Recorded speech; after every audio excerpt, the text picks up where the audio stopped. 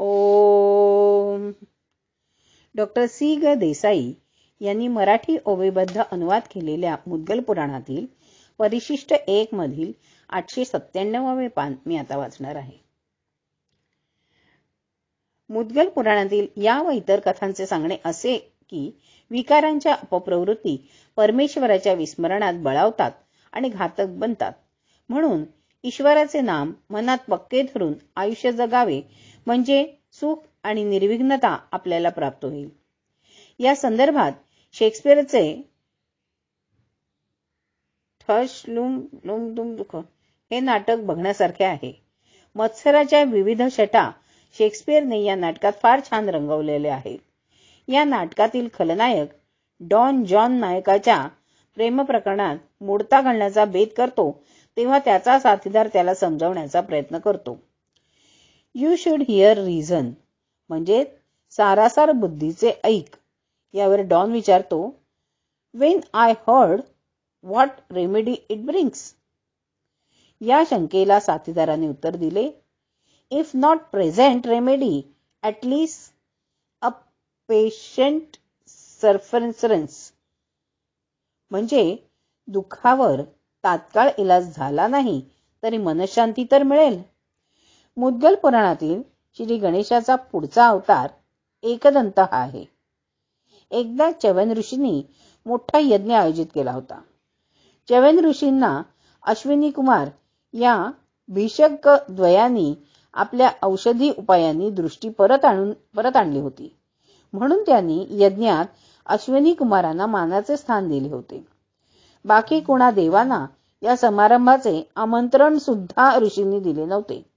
यामुळे देवांचा राजा इंद्र क्रुद्ध झाला आणि च्यवन ऋषींच्या यज्ञात अडथळे करू लागला.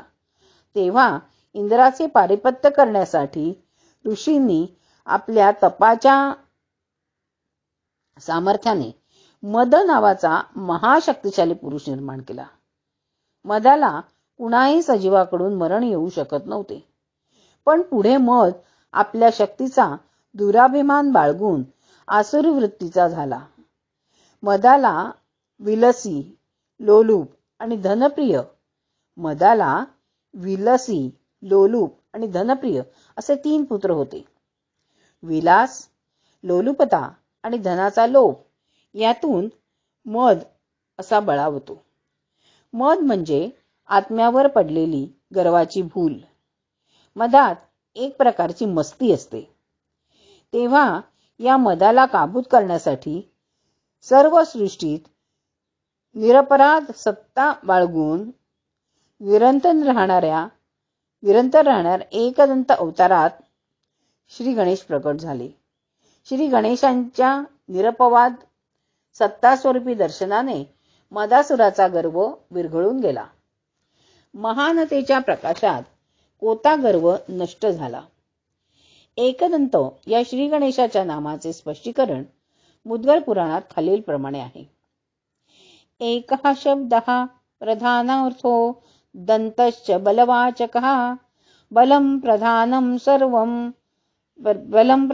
सर्वो तस्मात् एकदन्तं नमाम्यहम्.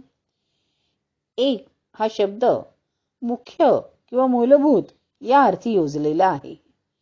दंत हा शब्द प्रयोग येथे बळ, शक्ती किंवा जास्त चांगल्या अर्थी सत्ता दाखवितो. सर्व विश्वातील मुख्य सत्ता असलेल्या एकदंताला आमचा नमस्कार असो.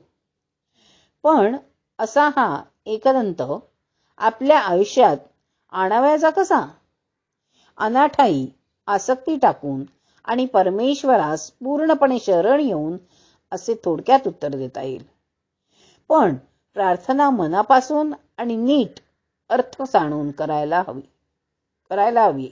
नाहीतर शेक्सपियरच्या हॅमलेट नाटकातील हॅमलेटच्या काकासारखे व्हायचे. My words fly up and my thoughts remain below. शब्दांचे खूप बुडबुडे उडवले पण विचारच सुधारले नाही तर आपल्या मनातील मदासूर बळावेल. मदाच्या गर्वात जी एक प्रकारची मस्ती असते ती पैसा, सत्ता आणि शरीर सुखाच्या अनिवार्य मोहातून उद्भवते. म्हणून श्री गणेशाचा पुढचा अवतार मुद्गल पुराणात मोहासुराला नमविणाऱ्या महोदराचा वर्णिला आहे. या कथेनुसार भिल्लिणीच्या वेशात नटलेल्या पार्वतीचे अनुपम सौंदर्य पाहून भगवान शंकराला मोह पडला.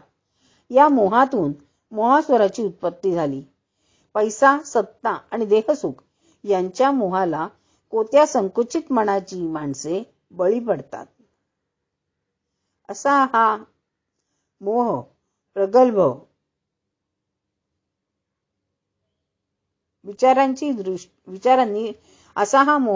विचारांनी दूर होतो.